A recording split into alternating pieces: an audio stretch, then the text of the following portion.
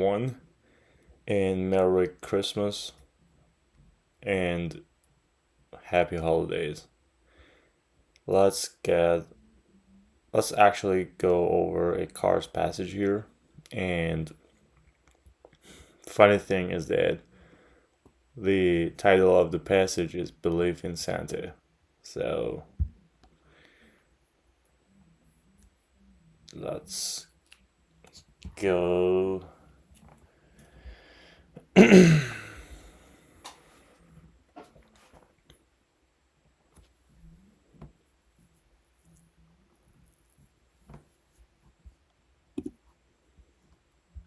Okie dokie. I don't know if in the real exam the font of the passage is bigger or smaller, but I believe it's something like this, so we're going to keep with the same size. But regardless, we can also shrink it down like this.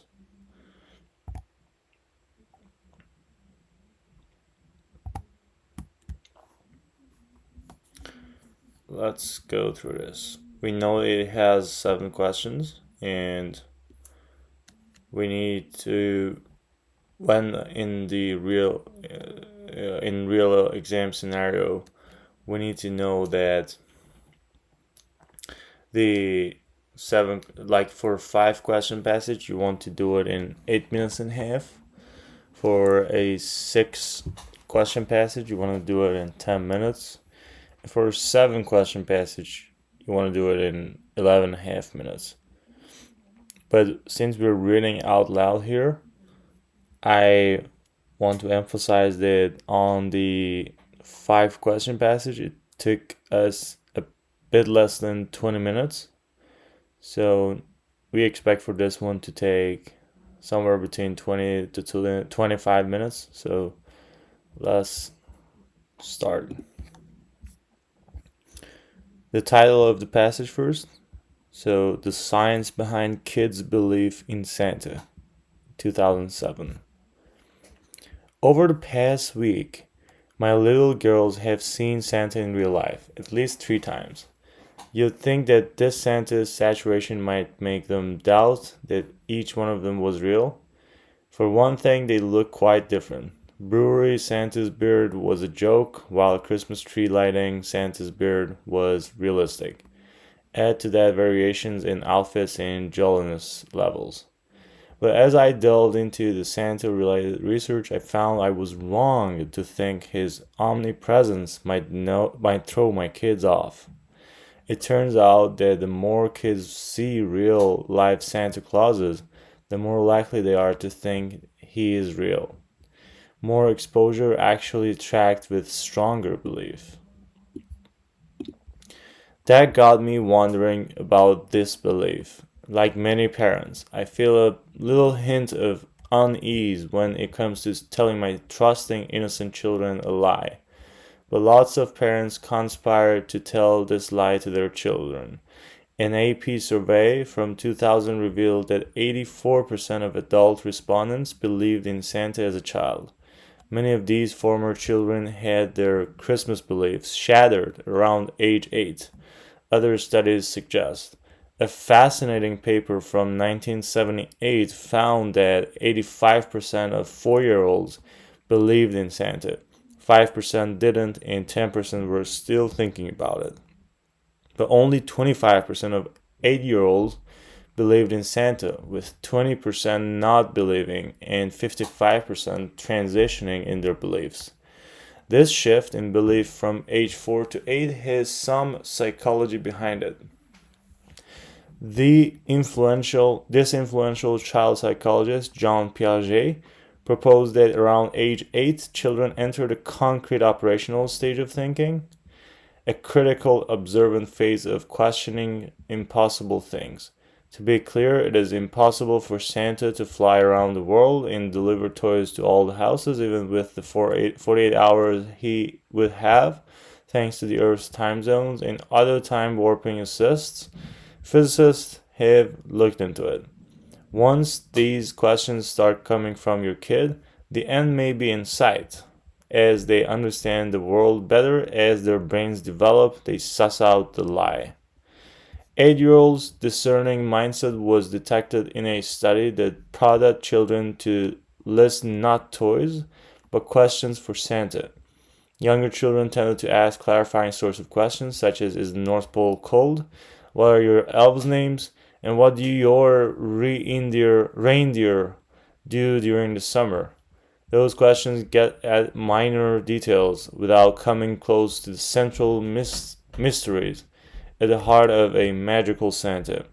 Older kids, however, were more likely to ask the toughies: how do you fit inside a chimney? And how can you see everyone in the whole wide world? But take heart from yet another scientific study of Santa. Children are a sturdy bunch and do pretty well after they find out the truth, interviews showed. In fact, it's probably a relief when the entire world stops tricking kids and they finally get their hunches confirmed. The bad news is that the parents didn't fare so well, describing themselves as predominantly sad after their children learned the truth. For parents, their children's discovery is an end of an era, the loss of a ritual tied up in family, tradition, and treats. But sadder to me, I think, is that when that reckoning comes to my little girls, it will be a vivid reminder that my time with my small children is scant. For children, though, this questioning is part of brain development and an essential part of growing up.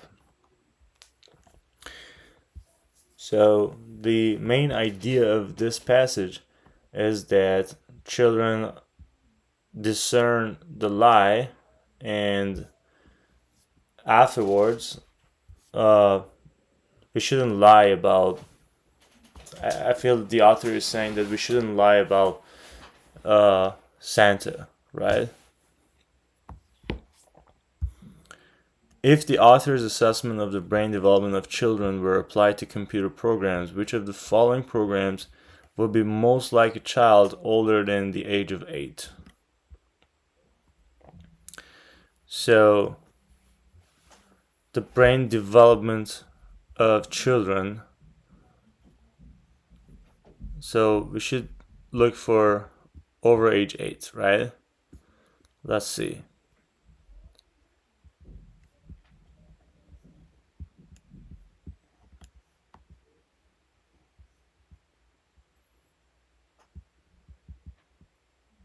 Children that around age 8 children enter the concrete, so critical observing phase of questioning impossible things.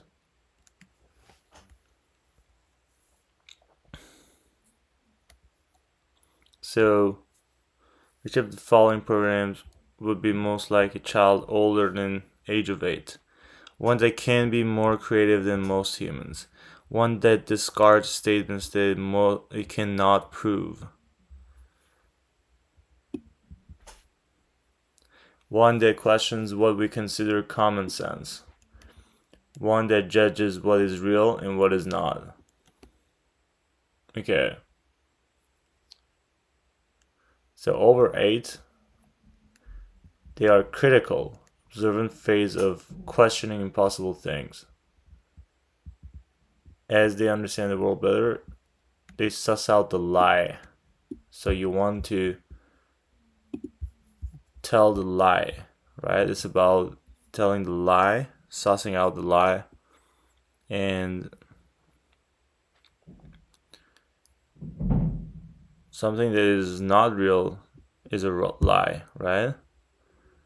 It's not about common sense. It's not about if they discard something that they cannot prove, they cannot be proven. And something that can be more creative than most humans. It's not about that at all. Being more creative than most humans. So we can rule out this one, option A. We can rule out option C. And between B and D, what is real in something, and one that they can discard statements that it cannot prove. It's not about proving. It's about more something that is real or not, right?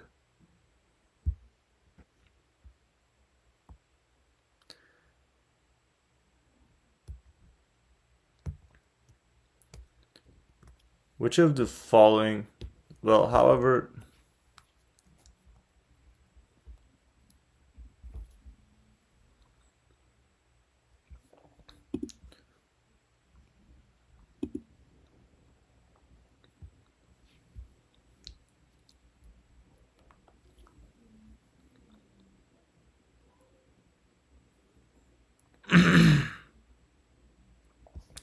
if you notice here, this is a proving stage, so I will choose B over D.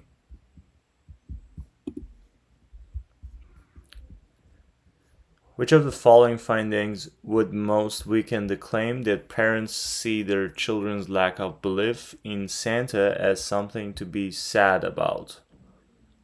So, what weakens the claim that parents see their children's lack of belief in Santa as something to be sad about? So, we want something against this idea. Maybe children's lack of belief in Santa is something that we should not be sad about. Like, parents can be happy about that. Parents who were told about Santa as kids are often unsure about telling their kids about Santa. Being unsure is kind of sad, so it's not a good option. Children who stop believing in Santa enjoy Christmas less than when they believed in Santa. That is also sad. We don't want them to enjoy less. After their kids stop believing in Santa, parents feel more rewarded when buying them presents. So, after the kids stop believing in Santa, parents feel more rewarded when buying them presents. So, it's not about the parents feeling better, right? I mean, they are rewarded, but let's see option D. Parents often have to craft ornate stories to explain why Santa brought certain presents. If they have to craft a story, then it's neutral, kind of, right? But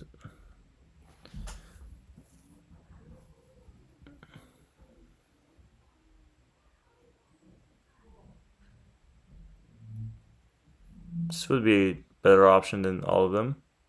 Parents who were told about Santa's gift were unsure about telling their kids about Santa. No.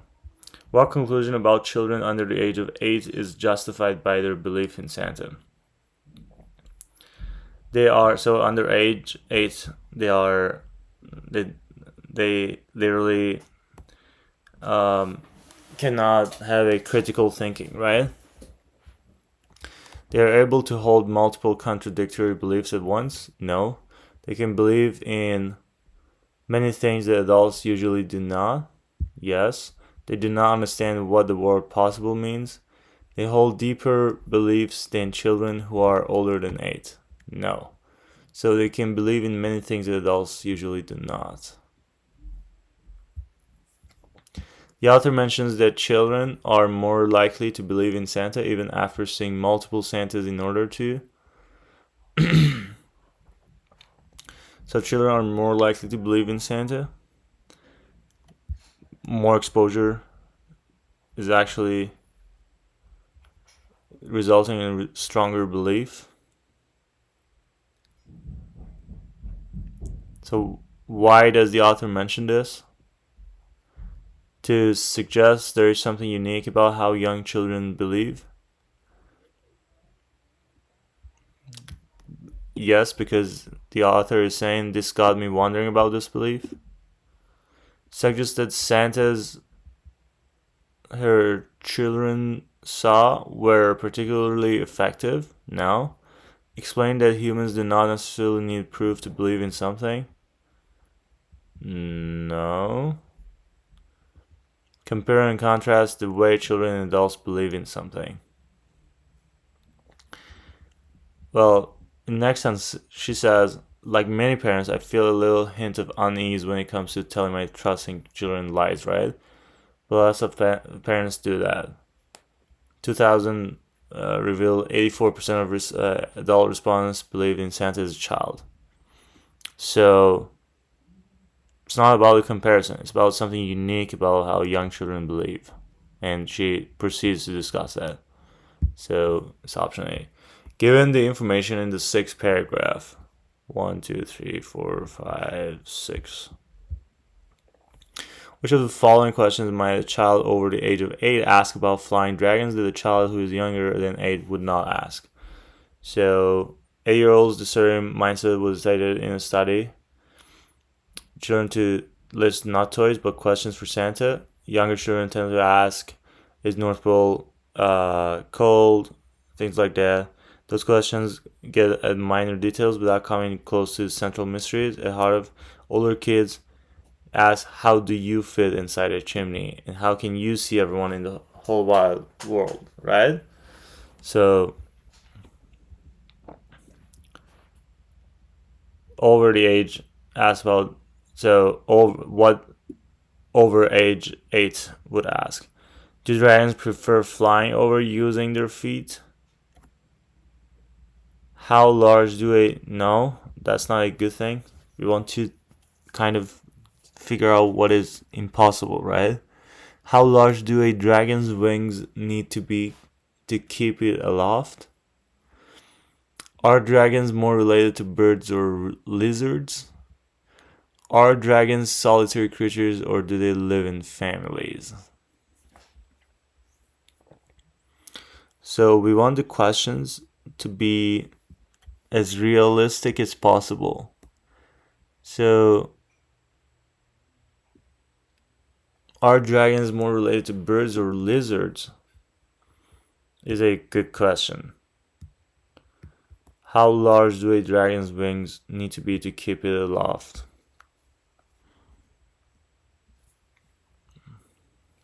That's not bad either. Do dragons prefer flying over using their feet? It's not about preference or anything. Are dragons solitary creatures or do they live in families? Don't forget about that. But asking this question, the main question, like related to birds or lizards, that's how you figure out if a dragon is like, it's like the root of biological thing about it. Suppose the author was asked to advise a mother regarding whether or not to tell her young children about Santa because she's worried that they might suffer long-term damage after finding out that Santa does not exist. Based on the passage, the author would probably recommend telling them about Santa, but to make sure to be the first to tell them that Santa does not exist when they are older. That's a good option. Not worrying about her children being hurt by the revelation that Santa does not actually exist. It's not about, I think the author is worried.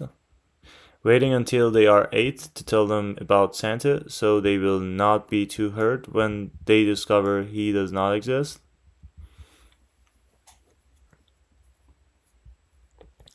She should only avoid telling them about Santa if they are especially sensitive about being lied to. It's not about the sensitivity. In the last paragraph, we can see that for parents, their children's discovery is an end of an era, a loss of a ritual tied up in family. What's sadder to me, I think, is that when that reckoning comes to my little girls, it will be a vivid reminder that my time with my small children is scant. Fortunately, though, this question is part of brain development and an essential part of growing up. So, parents stop striking kids, and they finally get the bad news that parents didn't fare so well. Predominantly sad after the children learn the truth. The bad news that parents didn't fare so well, describing themselves as predominantly sad after their children learn the truth. But take heart, from Children are a steady bunch, do pretty well. In fact, it's probably a relief when the entire world stops tricking kids and they finally get their hunches confirmed. So,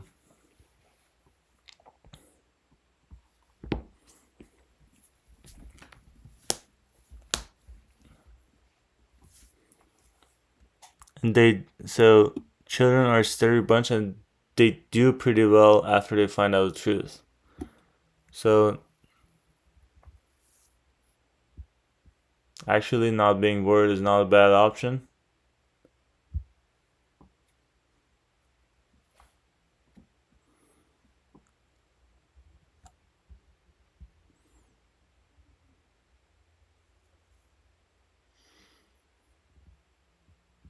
So, it was the parents that didn't fare so well. But a wise mother not to tell young children.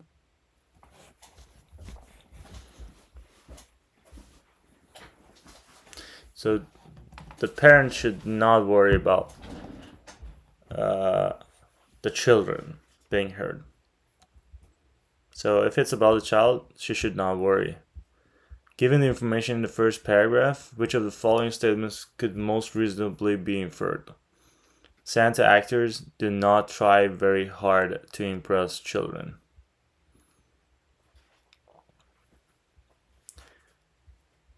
Acting as Santa is primarily a seasonal position. There are central features a Santa actor should possess.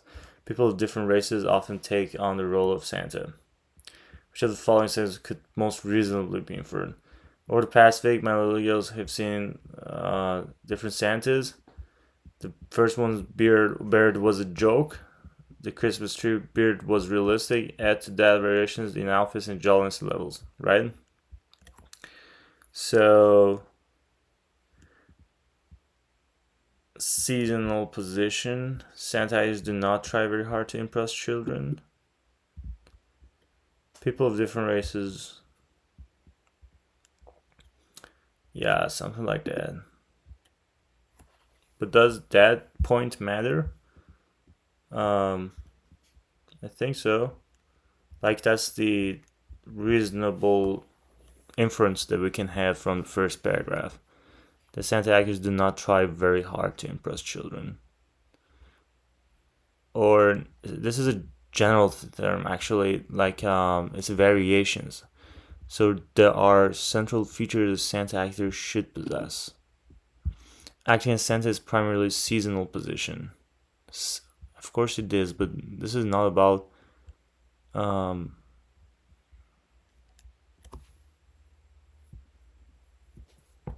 it is seasonal position. Does it relate to the theme? People of different races often take on the role of Santa.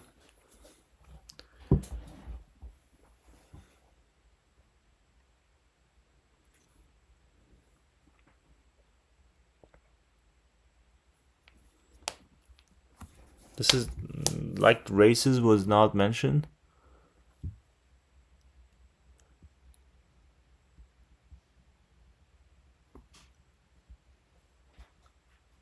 They looked quite different.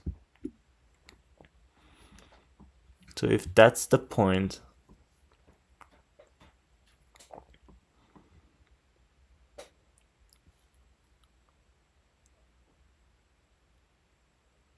there are central features they should possess. People of different races often take on the role of Santa.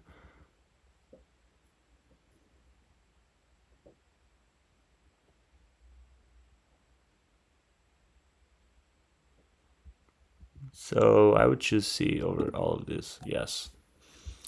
Okay. 6 is correct.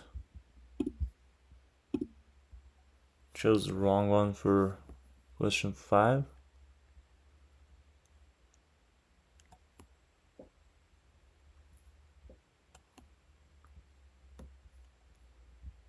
That's a good question. I was actually thinking of that. They believe in many things that adults usually do not.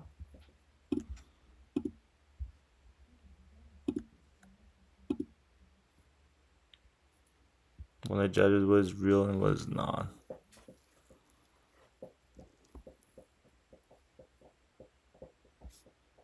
I don't know why I changed my answer. Should have stayed with option D. This answer is close to the main idea. What is the main idea, by the way? Children's brain development makes them lose their belief in Santa. Right. The brain development of children was discussed, and that makes them lose their belief in Santa. This answer is closest to the main idea of the passage. The main idea is that children's brain development makes them lose their belief in Santa. The passage argues that around 8 years old, children start questioning impossible things. They gain the ability to determine what is possible. The passage says that it is impossible for Santa to fly around the world. Because their brain development can discern that this is impossible.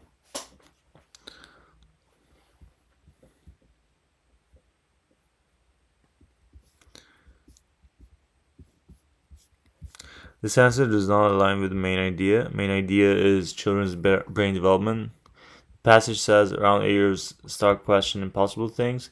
As they understand the world better, they suss out the lie, they can determine what is possible and what is not. The passage does not say that 8-year-old children try to prove things. It does not say that children discard what is impossible. Rather, it says that as children's brain develop, they start to discern what is possible. They want to explain what is possible. This leads them to question the existence of Santa. This answer goes beyond information in the passage, so we can eliminate it. Sure. So I need to learn from my mistake here.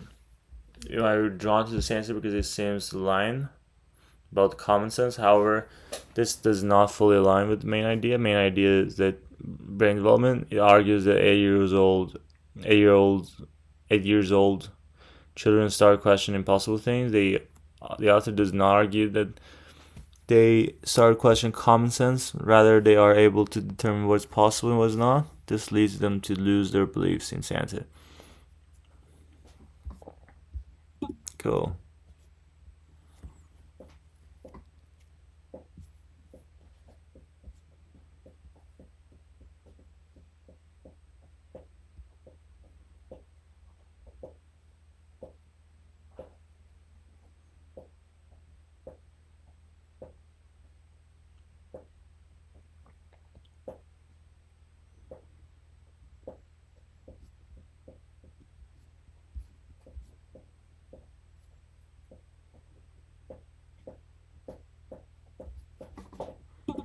Yeah, so 2 questions I got wrong was about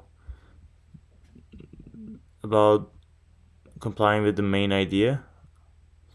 They do not discard what they cannot prove. It's not about proving it. It's about judging what is real and what is not.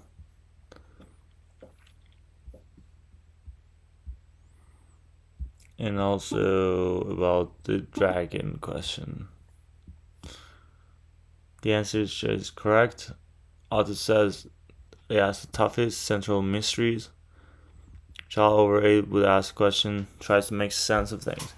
They would ask questions that would help them determine what is possible and impossible. The question in this answer choice most clearly relates to this argument. The question shows that the child is questioning what is possible and impossible, is getting at the central mystery. It shows that the child knows the wings likely need to be big or to keep big things aloft. It reveals that they are trying to fit the idea of a dragon into what they know is possible.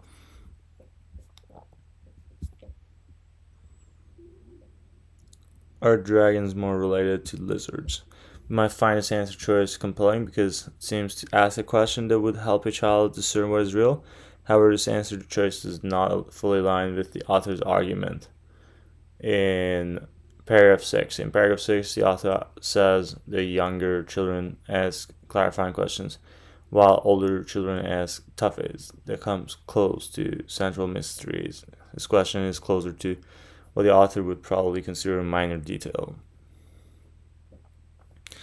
It does not really show a child is trying to make sense of dragons. It does not question if it can be real or not. This question is for clarification. Whether children is more like a bird or lizard would not get the central mystery of dragon's existence. So this answer does not fully align with the author's description of a question that a child over 8 would ask. Because of this, C is worse than B.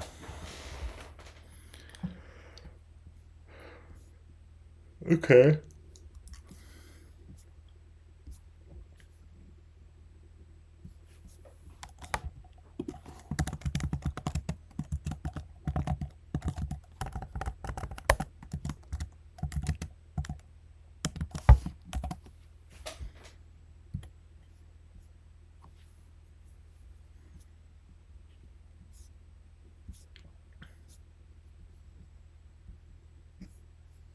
Okay, I will come back to this passage for just mm,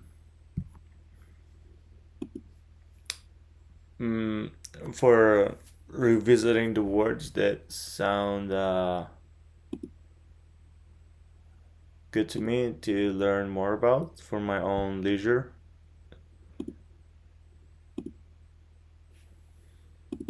Like this one.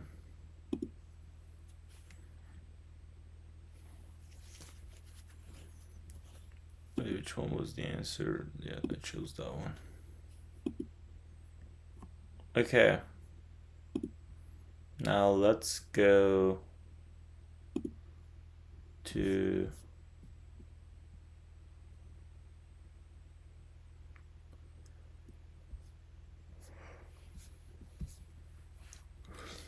let's go to this one.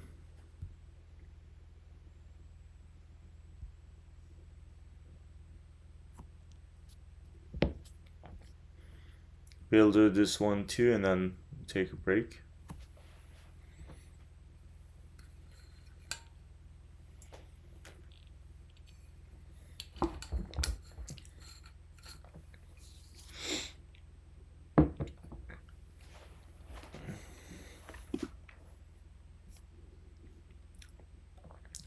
Milton and the New Music, 1954. Paintings of the Nativity, the story of the birth of Jesus, something please the beholder because of their familiar and domestic setting. The scenes usually include a barn or a rough shed, a child being gazed upon by inarticulate grown ups, and animals surprised by the commotion. They also contain people of many kinds, rich and poor, sophisticated and simple. Here, a painter could find opportunity to engage many kinds of interest and to use all his skill in juxtapositions of color, in painting faces, clothing, and the characteristic stance of different kinds of men. Often such pictures convey a feeling of geniality, of festivity, in which the symbolism of the occasion is subordinated to the sense of human participation in it. That, I think, is the impact of the adoration of the Magi, as Jan Bruegel the elder conceived it, with an animated and even humorous treatment of detail. Another example is Gentile da Fabriano's more formal, more ornate, but equally crowded and humanly active presentation of the same subject. In contrast, John Milton's Ode on the morning of Christ's nativity has the great achievement of reducing to a minimum the background of the scene in the manger, and the birth of the child in order to bring to life quite different aspects of the event. Milton's poem strikes us instantly as uncluttered. He is interested in presenting to us a movement in time, but the full sense of its immediate novelty and the direction of its future influence. The structure of Milton's Nativity Ode may be looked upon, from one point of view, as an exploration of the contrast between deceit and truth. The descent of persuasive and decisive peace provides for the reader an introduction to the experience of a rapt enchantment, the intoxicating image of a world prosperous and without conflict.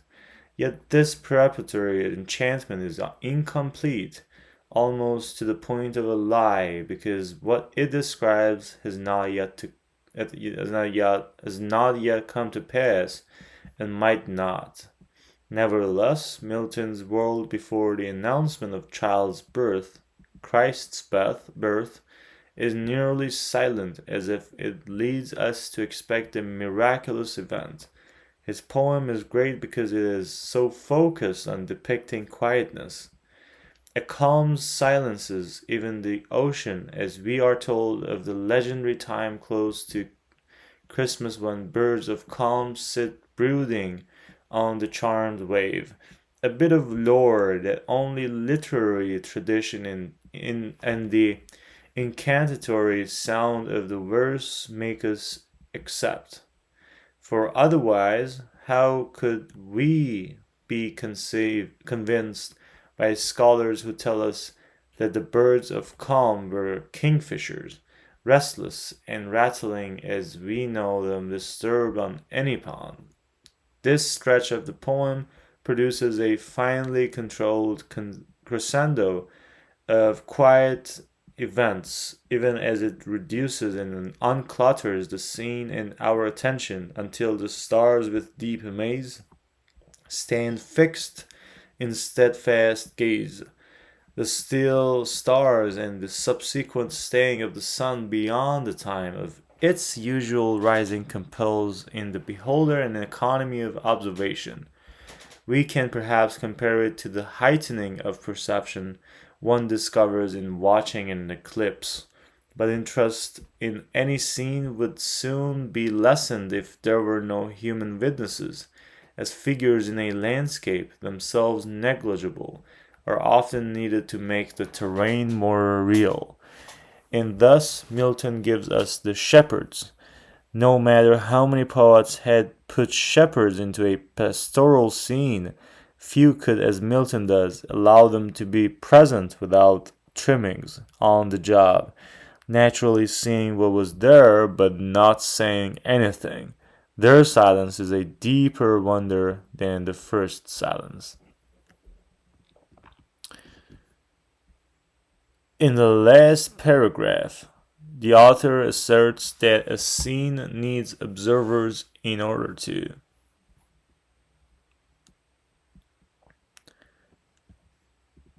But interest in any scene would soon be lessened if there were no human witnesses. So the interest in any scene would be lessened, as figures in the landscape, themselves negligible, are often needed to make the terrain more real. Give the poem a pastoral ending, direct readers' focus onto the baby Jesus, make the scene appear important, keep readers engaged with the poem. That will be the answer. Based on the passage, which of the following would offer an experience that is most similar to reading Milton's poem? Drinking alone while watching television, viewing a famous abstract painting, re-watching a favorite movie with the sound off, listening to a symphony playing classical music. Based on the passage, which of the following would offer an experience that is most similar to Milton's poem? So, the feeling that people get from the poem. We're talking about a calm silences, even the ocean, as we are told the legendary time close to Christmas, with the sound off.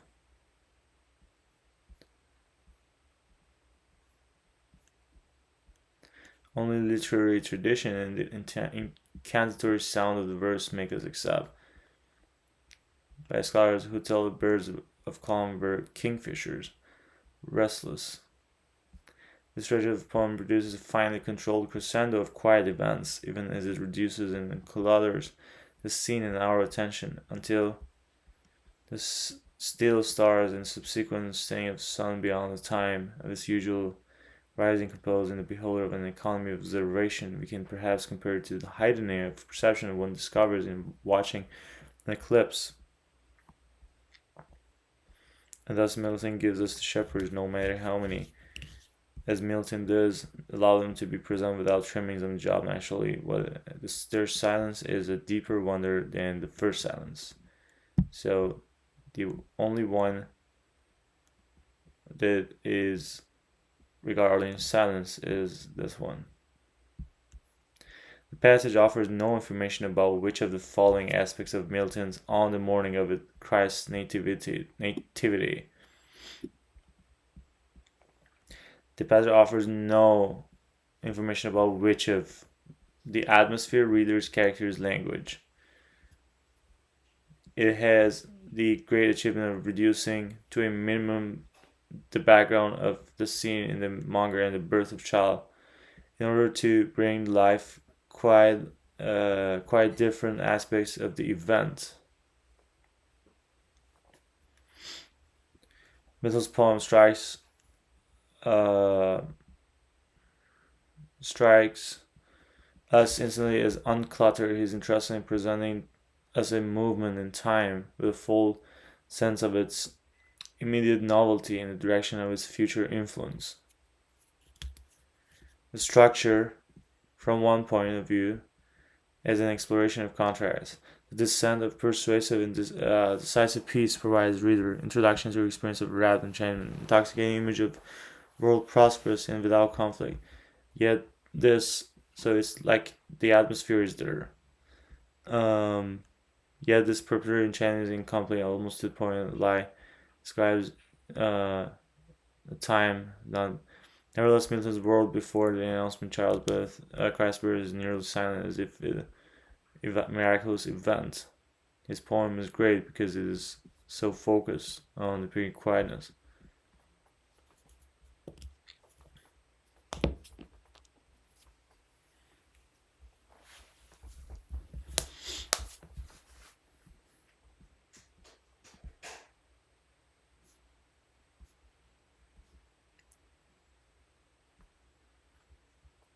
So there is stuff about the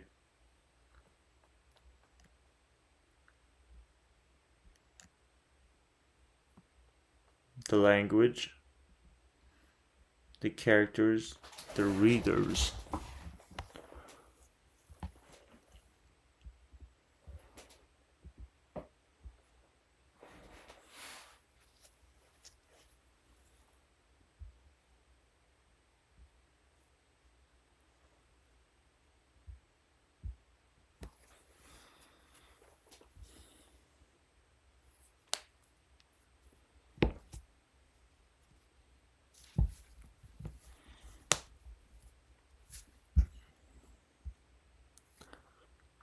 So the Milton's poem strikes us instantly as uncluttered, also the readers.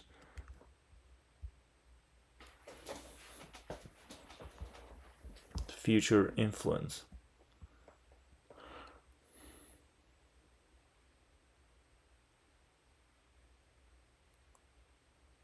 Between deceit and truth.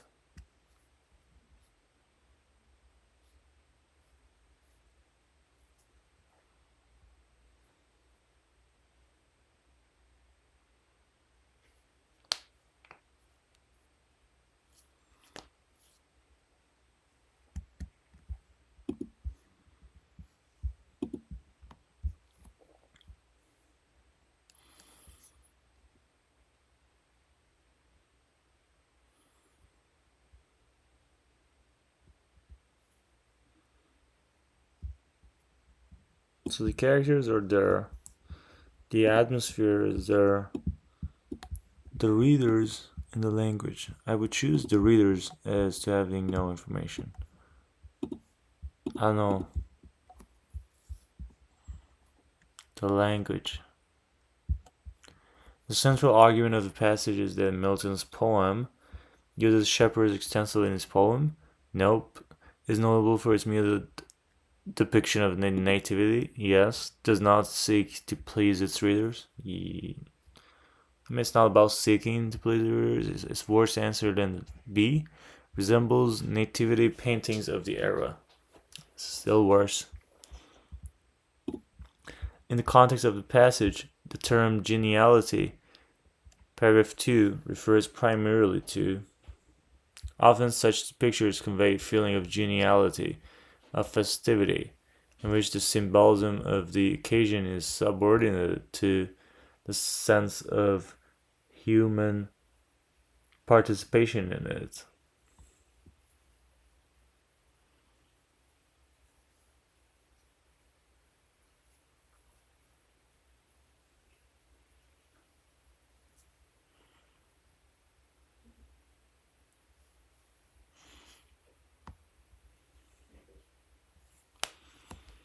The complexity of the image, a celebratory mood, a scene's use of colors, the painter's faith.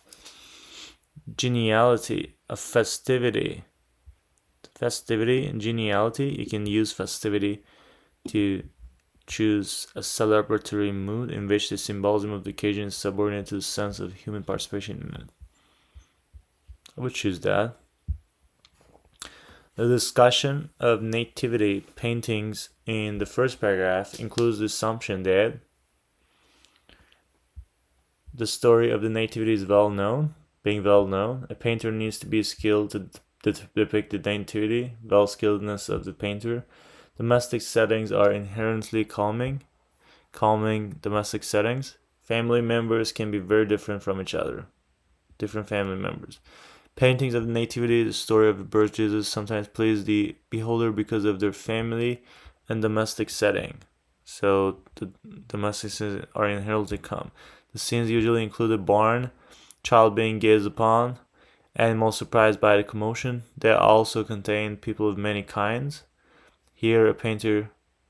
So family members can be different from each other. They also contain people of many kinds, rich and poor. Here, a painter could find opportunity to engage many kinds of interests and to use all his skill in juxtaposition of color. Here's stands of different kinds. It's more about the difference. It can be very different from each other. The family members, but please the beholder because of their familiar and domestic setting. The scenes include a barn, child gazed upon by grown-ups, articulate grown-ups, and animals surprised by commotion. They also contain people of many kinds, rich and poor, sophisticated and simple. Parent could find opportunity to engage many kinds of interest and use all his skills to in juxtaposition of color. Carries a stance of different kinds of men. Painter needs to be skilled to depict the nativity. The story of the nativity is well known. Domestic scenes are inherently calming. The barn or roughshed. A child being gazed upon by inarticulate grown-ups.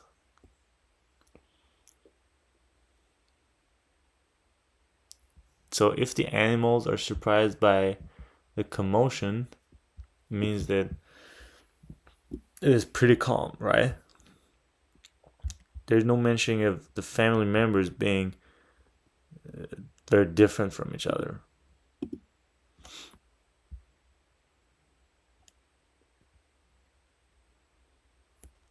Jesus.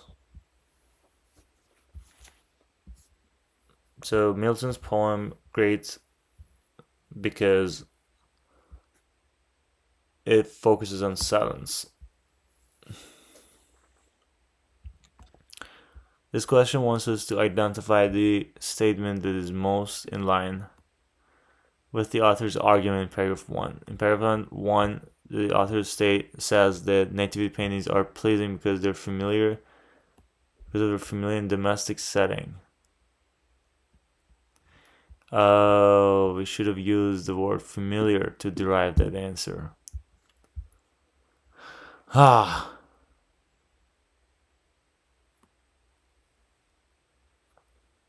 Since the question wants us to identify an assumption, the answer will not be directly stated in the passage. Rather, it will be supported by the author's argument. This answer choice is correct because it is in line with the author's argument in paragraph 1. It says that our familiar refers to something that is known. So if the saying I'm sorry. So if the setting of the nativity is familiar, it is likely that the story is well known. Furthermore, the author does not fully explain the story associated with the objects and characters in paragraph 1. This suggests that they also expect us to know what the nativity of the story is. That's the correct answer. Let's see C. We might find this answer choice compelling because it seems to align with the author's paragraph 1. The author says that native paintings are pleasing because of their familiar and domestic setting. We might think that our calming. This might lead us to associate familiar and domestic with calming. Also, the author talks about how much is focused on silence and calmness in the following paragraphs. However, this answer choice is incorrect because it goes beyond the author's argument. The author does not suggest that domestic settings are calming. They also do not suggest that familiar settings are calming. Furthermore, neither domestic settings he says is calming, neither suggests that familiar settings are calming. Furthermore, the discussion paragraph 1 is not about Milton's poem, so we cannot connect the author's description of the poem to the argument in the first paragraph. The author does not discuss these as calming. The answer choice is not clearly supported in the passages because C is over A. Okay. Celebratory mood for geniality. Perfect. Is notable for its muted description. Yes.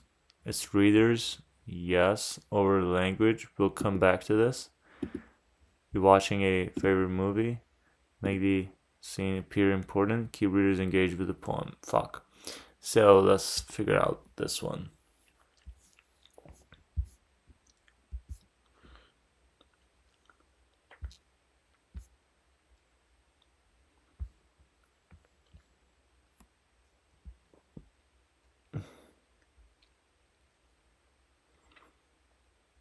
So interest in any scene would soon be. So if the interest is lessened, it means that you need to keep readers engaged. It's not about making the scene important. It's about keeping it engaged. We made a mistake here. I made a mistake here. We might find this answer choice appealing because it seems to align with the author's argument. We might think that something is interesting and is also important, so we may believe that if they also make it important. However, this assumption goes beyond the information in passage. The author does not say something is important. When something is interesting, it means that it captures attention. When something is important, it means significance or value. The author says that a scene needs witnesses to be interesting. So if something is interesting, it doesn't mean that it's valuable, it's important. Value and attention are two different things. You provide value when something is of significance to someone, it benefits them. But if they pay attention, it is interesting to them. It captures their attention. It just looks good, but it feels good or something.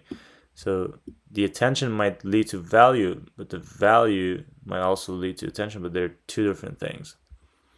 The author says that the scene needs witnesses to be interesting. This does not necessarily mean that they make a scene appear more important. This answer choice is not clearly supported by the passage because of this. C is worse than D. This answer choice is correct because it is in line with the author's argument. In paragraph 7, the author says that a scene needs witnesses to be interesting.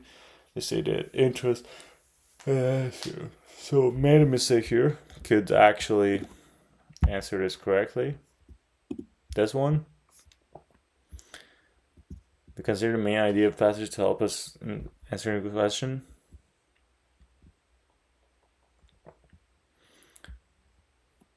So this answer choice is correct because it goes beyond passage information. The main idea is Milton's poem is great because it focuses on silence. The passage does not discuss the poem's readers. Paragraph 1 briefly references people who view nativity paintings, but the author does not mention people who read Milton's poem. This aspect of the poem is not discussed in the passage, thus it is correct.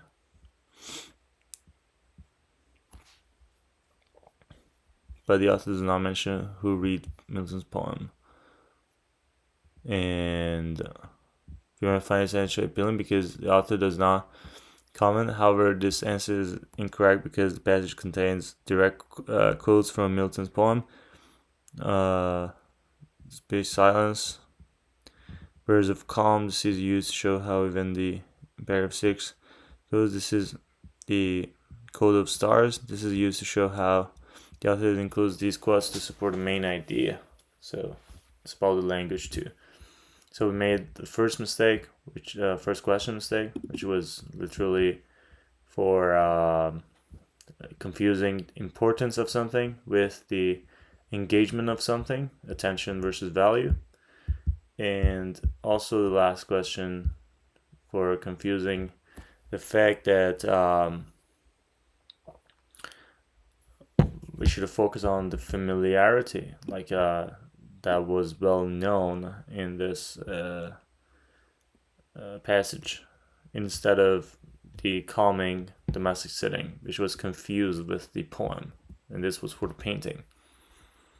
So we should always stick to whatever is in that paragraph instead of like the main idea, confusing with it.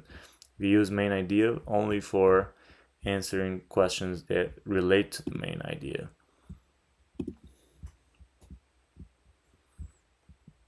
Okay, I need to come back on this passage. It has so many good words that I can learn more about. So for now, adios. I'll be back after a short break.